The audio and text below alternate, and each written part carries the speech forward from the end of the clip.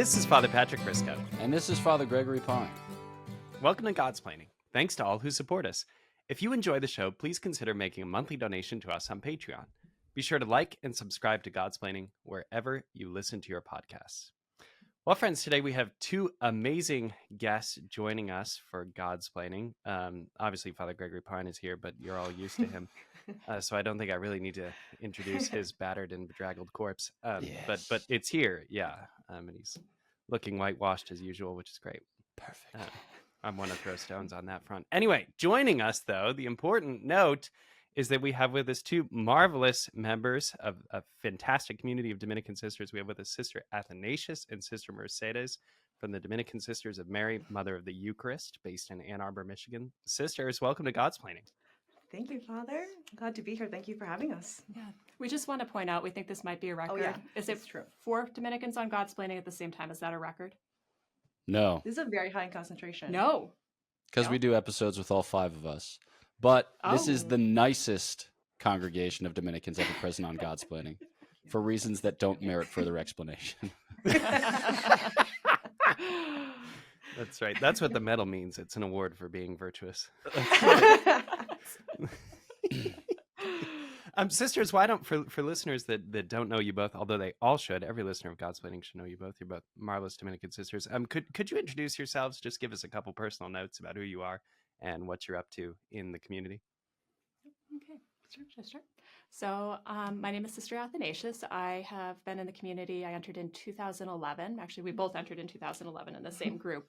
I'm currently working at Open Light Media, which is our media apostle at openlightmedia.com. And we do a lot of stuff with the virtues, actually. So we've been developing resources around the virtues for various age groups. We have some excellent series coming out too about the Eucharist for the Eucharistic revival, and developing a lot of teaching resources, especially because we're a community of teachers. So that's what I do. So my name is Sister Mercedes, and I also entered the sister. And one of the greatest privileges I have right now is I get to be vocation director for our community. I get to serve in a beautiful way and getting to accompany young women and just walk with them and talk to everyone I meet and get to witness in a special way, special grace. So I'm doing that right now, which is great. So, Sister Athanasius, before we go much further, can I ask a personal question? If you are exiled like your patron, where are you going to hide? Like Where 5 would I times, right? They hide? threw him Yeah. out of the city. Yes. Yeah, where are you going to go? I know. Where would I go? My house. You're right. Come to my house. Your family's at the end. That sounds Maybe pretty don't good. give it Why don't you away do that? so it can stay a secret. Come to Dominican Republic. Come to my house. Mangoes. I'm liking that.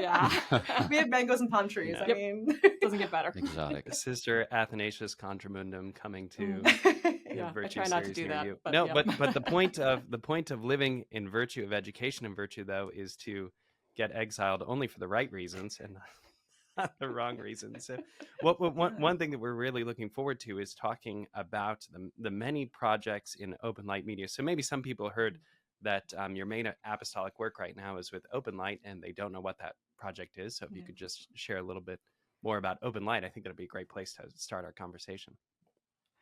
Yeah, so I mean, it's broad. We basically, our community was founded to respond to the Holy Spirit and whatever the Holy Spirit's doing in the moment. So Open Light does a ton of stuff. But one of where we got our start was with Disciple of Christ Education and Virtue. And that started actually as an elementary school program, which was, I mean, wonderful. We had these cute little cards showing kids how the virtues looked like and sounded like when you put them into practice. And then we started getting, it's like, actually, this is really good for adults. So we started expanding that most recently with a project called the Virtue Field Guide, which really takes it up into the high school, college area. Giving concrete ways to put the virtues into practice. So part of our Dominican heritage is those virtues that is the path to holiness, these concrete ways to live out the call to love. And so we're trying to make that accessible to people to help them find that path. And I don't know if I should launch into the virtue strength survey here, but We'll one get of to my that. big That's projects. the real juicy, that's the juicy part. So the biggest project that I've been working on lately with Open Light is called the Virtue Strength Survey. It's the Virtue Quest, actually. And you can find it at openlightmedia.com/VSS. And it's basically kind of like a personality test for the virtues is the simplest way to describe it. So You take it, and it gives you, based on how often you perform certain actions, hopefully it shows you at the end, if you've answered honestly and with accurate self-knowledge, which virtues you're most inclined to practice. Yes. So It's very fun. And basically we should know about our virtues too. So it started with K8 virtues, and now we get to learn about it ourselves. Yeah, expand. Tremendous. I have several follow-up questions before we psychoanalyze ourselves for the remainder of this episode. Amazing. Yes. I am struck by this idea of showing children what virtues look like and sound like quite naturally, given that I have the sense of humor of a 7-year-old boy. My first thought was moo, because my association is ironclad with identifying animals. And so but I am interested because, people observe that a great way to convince youth that virtue is impossible is to remove it from their imaginations or to remove it from their conversations. And so it seems like you want to get it in there in their imaginations and in their conversations.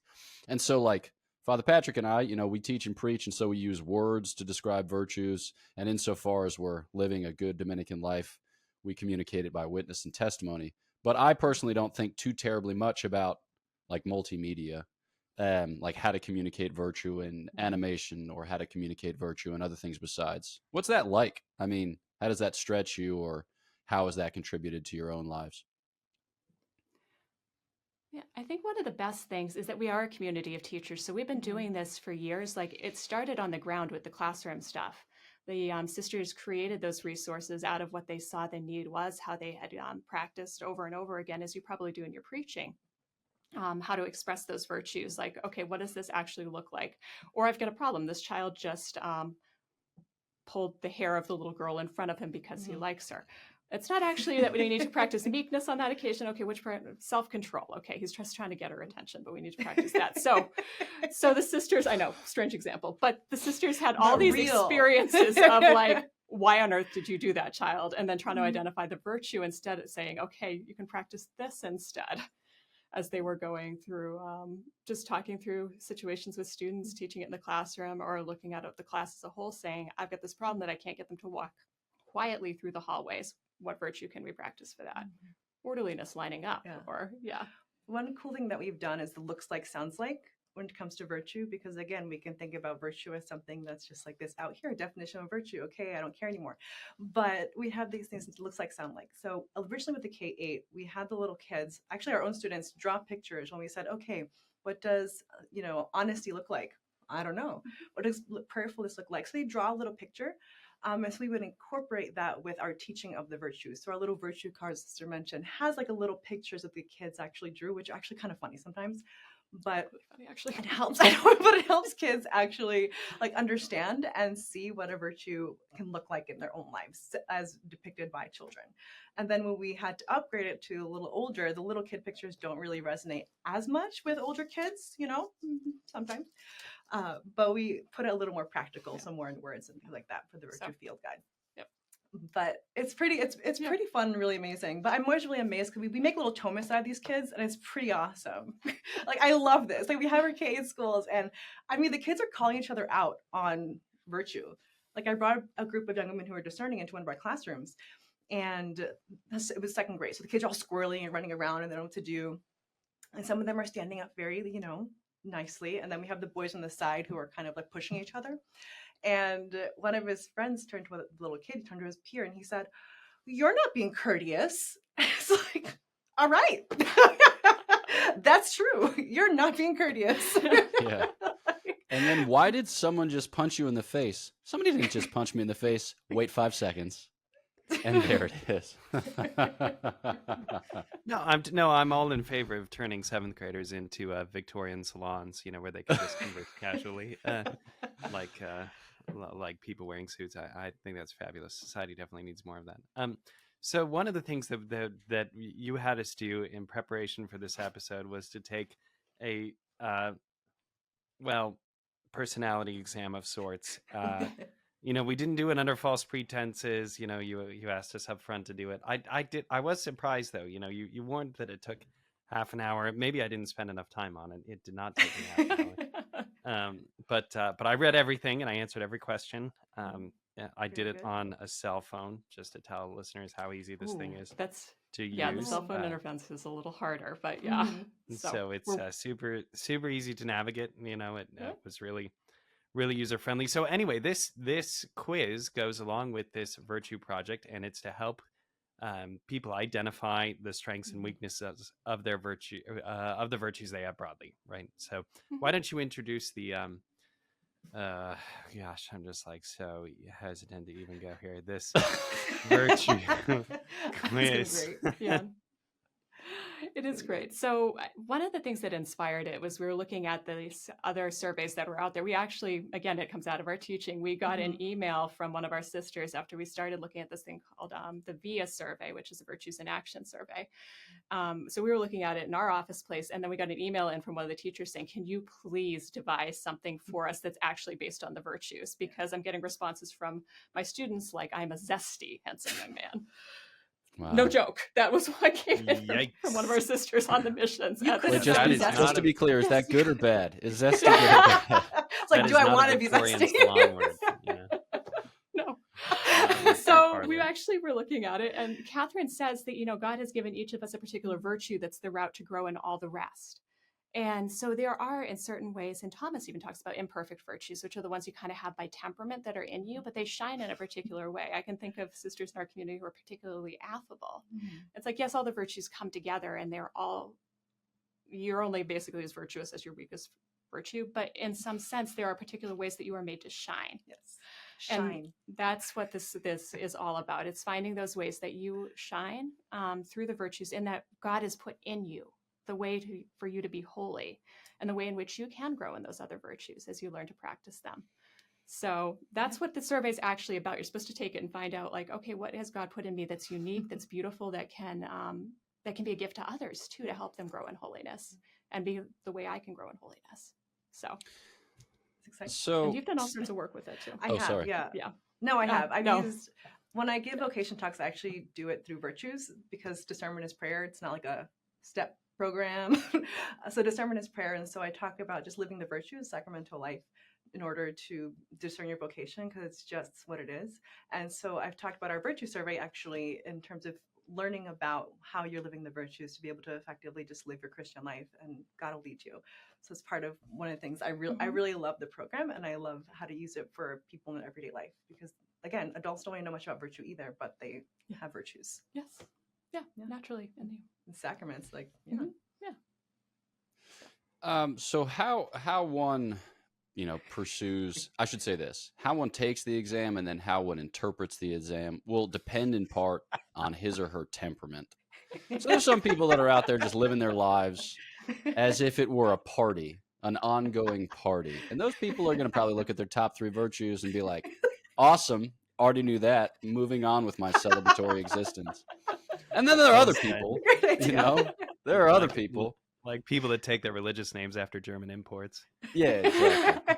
There are other people who are going to look at their bottom 3 and use that as occasion for self-accusation, and then, cue the flagellation, which continues until you sisters devise another survey, which somehow better accounts for this. So, there's just a lot of stuff going on here. Help us to think about the virtuous life on the basis of the survey as something for, freedom, something for growth, something for our kind of integration in the Lord. Because otherwise, chances are we're going to take this survey and then just use it to reinforce our vices. Okay, so I'm of the personality that looks at the top and thinks, okay, we're going to run with this. And things are going to be great. Tremendous. And and I didn't even Well said. acknowledge my bottom ones. They don't exist. Yeah. Don't Yeah, exist. there's one way to deal with it. You There's just don't Everything look under at it. 10. different size to gone. this, there are nuances, but but the beautiful thing, as Sister was mentioning, like as Catherine and Sienna said, it's really just that the virtues actually help you grow. You grow in one virtue, you grow in them all, and we all have inclinations to certain virtues, because they're habits, right? I always choose habits. And we want them to choose the good. Those are virtues, and if they all have we are inclined to certain ones, that means we can use that to our advantage. So in looking at the survey, it's looking at, okay, so my top one, okay, she doesn't know my No. ones either. haven't I heard. printed mine out. I think I'm the only one that actually used a printer and printed it out. So What's everyone, a printer? I took it out of a notebook and it's a printed piece of paper. Yeah. Oh, Sister But, Athanasius just memorized her results. I did. I Yeah. just scanned Yeah. it. Mhm. Mhm. you see? doesn't even need to consult it. Yeah. So my top one is loyalty and affability. Okay. So looking at that, I know that I'm inclined to these virtues, right? If I'm living a sacramental life, which I am, and a life of prayer, I can trust that God's working in those virtues in me, and I'm learning how to choose the good in living these virtues that I have, the habits that I can grow in. And by doing that, you grow in one virtue, you grow in them all. So if I'm forming the habit, choose that good, which ultimately is God, He is all good, then I will be able to kind of come along in some of the ones that maybe be part of my bottom. They might be able to come along, and I can start recognizing ways to practice these other virtues that I may not be as strong in, but hopefully. I don't know what they are. I didn't look at them, but I'm sure they're there. And quite honestly, I can see that. Like, I would have named affability right off the top for Sister. It's probably one she probably would have called out herself. She knows that. But that's because we know the language of the virtues. But you too can have this knowledge if you take the survey. And I've seen you occasionally go mama bear a little bit when somebody was like after something that was dear to your heart. Yeah. So I mean, there's a lot of levels. It's in you. Yeah. It's a lot, because I'm a New Yorker. I'm Latina. Yes. So I've seen it come. I've got It's it like, going. whoa. Yeah. So, but I love the people that I love. I know. It's great. But So we're all well aware that Sister Mercedes has 33 top virtues. yes, that's actually a good way to look at it too, because it doesn't give you a score. You don't really know how you placed in the grand scheme of things. Your lowest virtue might be higher than somebody else's highest, for all you know. But I want to know about you all. Tell us, how did it go for you? Devastating. Well, Father Gregory, what do you think my top virtue is? Give me a second. Let me look here real quickly. Pull up the list. I just would curious. say my guesses would be reverence, loyalty, industriousness, magnanimity, and eutrapelia. Dang, that's pretty close, man. Is it? So- Wow. Really? In all seriousness, you got 3 out of the 5. Hey. Holy smoke! This Cheers. is religious I'm life, feeling like Yeah. friendship This and is self-knowledge. Yes. Yeah. So my top 5. This is soul bearing. Dang, listen to this. My top 5 are loyalty, studiousness, gratitude, reverence, and orderliness. Nice. Wow. Nice. What don't you like about that? So what, when you look at these things, right, you always sort of imagine yourself a certain way, and I think deep down we all know what some things are that we're really good at it, and then we can be otherwise self-effacing. And I find a kind of tool like this a really interesting thing, because it forces you to look in the mirror. And a lot of times we just don't want to look in the mirror. But Catherine of Siena says that's very important, right? Entering the cell of self-knowledge. That's what this test was for me. It was entering the cell of self-knowledge, and Father Gregory's call out there, nailing a bunch of them was pretty good. So that lends me to believe in your test, Sister Athanasius. But that's the beautiful part, is like your friends see virtues in you that you may not be able to identify. Yeah. Especially those of us who are more melancholic in temperament. Like, I knew all the 5 on the bottom of my list. I'm like, no surprises there. But often seeing the strengths, Yeah, it's beautiful. other than the ones that I sometimes experience as weakness, like my over honesty. Sister Athanasius, what's your top virtue? Trustworthiness and honesty are high on the list for me. Also industriousness. Well, I industriousness work pretty doesn't hard. surprise me. I could have guessed that So. one, basically. I know. You saw me running It's around the at retreat the other incredible week. content I you and stuff. produced. Yeah, that tracks. You're with the beautiful Yeah. field guide, which everyone should take a look at. Can you hold it up? It's again? amazing. So Father Gregory, what Yes. was your top virtue? I love this because I've always known that I'm a justice monster. But it's like great to confront the fact that you are a justice monster. It's like based on the color coding of the sisters Yeah, so you tell them the strength colors. survey here. Yeah. I'm seeing like, prudence is blue, justice is green, courage is red, and then temperance is purple. And I'm just a green monster. It's like Fenway Park. We're out in left field here. Yes. So yeah, and even like the temperate things are basically parts of justice. So Like, honesty, don't have blue virtues. Just yeah, correct. exactly. This like kids, they learn like color therapy as a way by which to express their emotions. Like I'm in a blue mood or I'm in a yellow mood. Yeah, so I'm in a green mood. So green. honesty, Green. trustworthiness, reverence, sincerity, courage. So basically, I'm about to enforce, and if you're in my way, just know that. So on Sesame Street, I was thinking of this, like, what Sesame Street character are you? Like that would be another way to head around. And I would lovingly call you Oscar right now.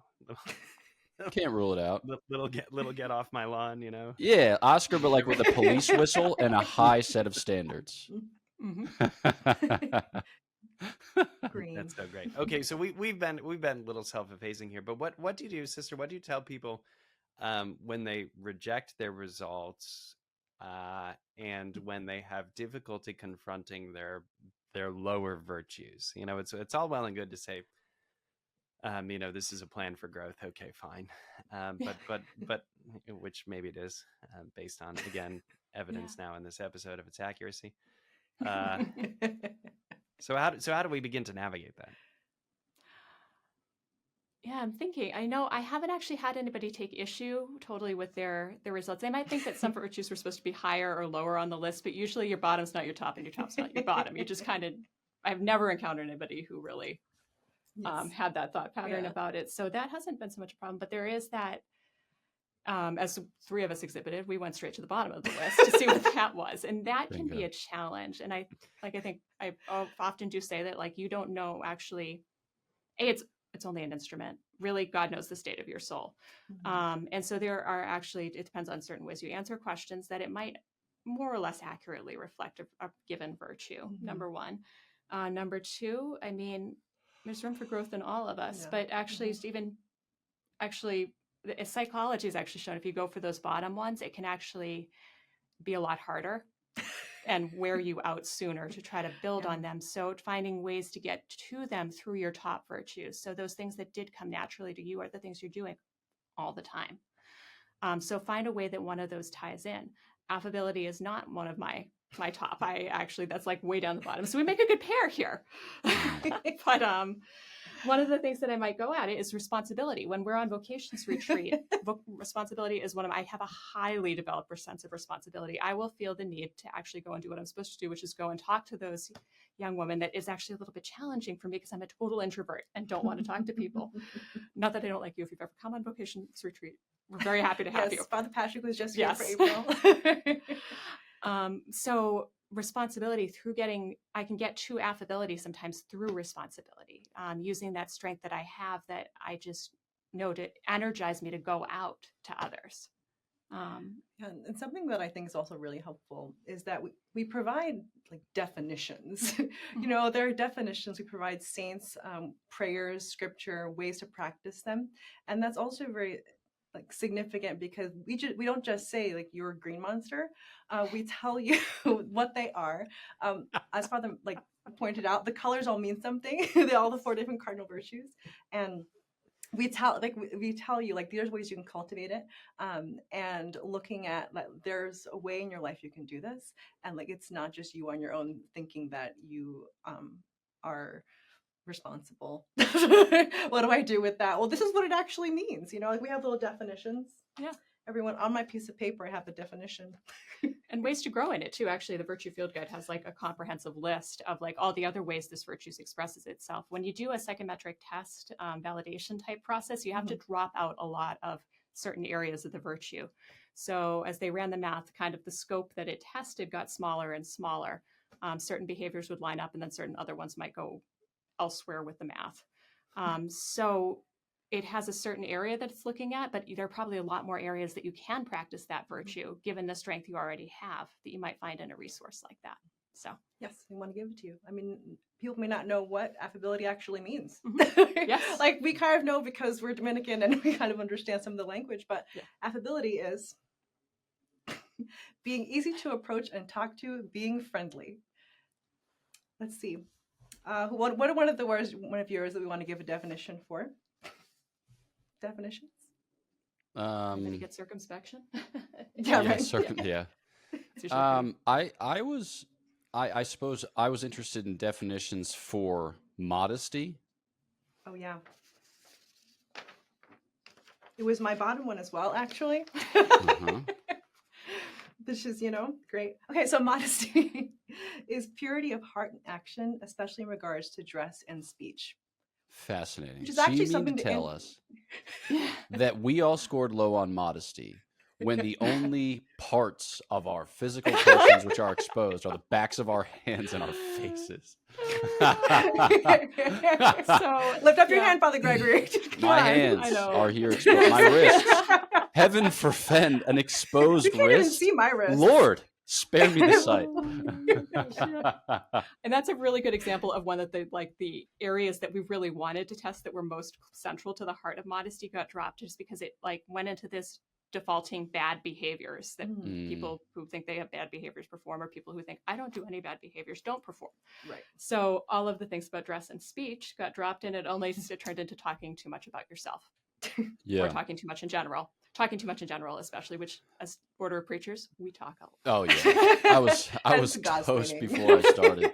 No, but I have a follow-up question of a somewhat serious sort, because I think that part of what this survey reveals is that we as human beings are limited, and that we're always going to be limited. You notice that you can't have 33 virtues tie for first place, which I think is what a lot of us want to hear said about us. It's like you're perfect. And you have no way in which to improve, because honestly, you exhaust the excellence of every imaginable characteristic. So 3 pats on the back, 4 high fives, just a little squeeze, and send you on your way, sweetheart. When truth be told, that's just not going to happen, at least in a material world with material boys and girls. Because we're going to be better at this and worse at that. We're going to be advanced at that and somewhat retrograde in that. Can you help us just think a little bit about our limitations as human beings and how that's a source of freedom rather than a source of slavery?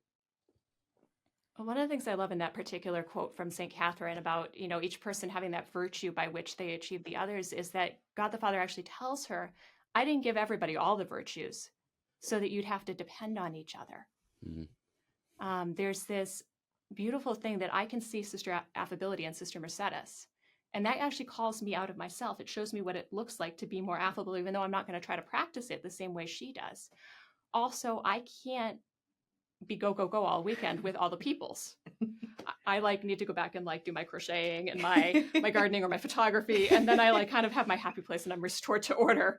Whereas she can be in with the people all weekend. People is her hobby. So there is these ways that it shows you I am not, but God has given me all these other wonderful people in my life to help draw me out, to teach me what those virtues are, but also to teach me some humility, quite honestly. I know that's on the survey itself, but nailing down humility, I don't know that you can actually ever do that at all. No. So religious life is just such a beautiful thing. It's a gift that we have this community with each other. And I hope that's a gift that the Dominican Order as a whole brings to the world, that shining forth of community life, of how to live in common, how to have these authentic relationships where I can talk about my virtues and her virtues and recognize them. It's a gift. So, which was also beautifully highlighted, like I mentioned earlier, between Father Gregory and Father Patrick, and Father Gregory being able to pick out some of the virtues because you've lived together for a long time. You all entered together as well, right? So there's just you see a lot in each other. But then also another thing to say is we're actually not alone. Even just we're baptized. We have the Holy Trinity dwelling within us, and that's no small thing. It's living that. That's how we're growing. That's sacramental life. That's how we're growing, and to do that together within the church, either in community religious life or in a family or with your friends, wherever it is that you are, whatever state in life you're in, is essential. Actually, essential to your growing in like just general life.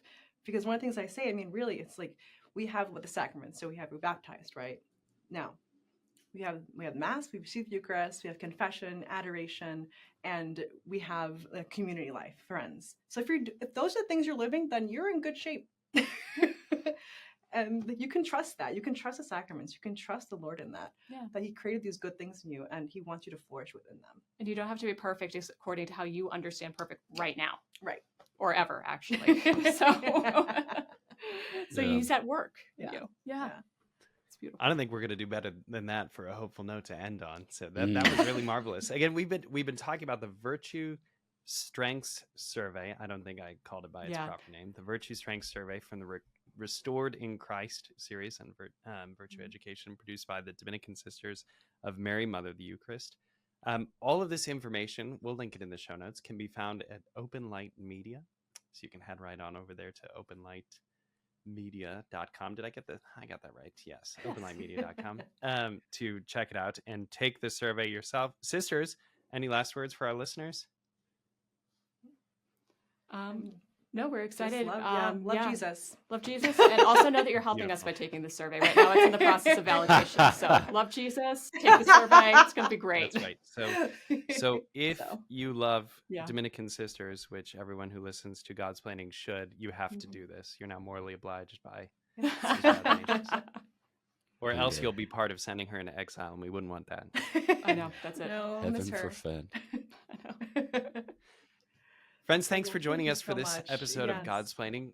If you've been listening to this episode, we encourage you to follow us on Facebook, the social media platform X, and Instagram. Like, subscribe, leave a 5-star review. If you'd like to donate to our podcast through Patreon, follow the link in the description. You can also follow the links in the description, like we said, to take the Virtue Strengths Survey, to shop Godsplaining merch, and to get information on upcoming Godsplaining events. Please pray for us, and we assure you all of our continued prayers. God bless.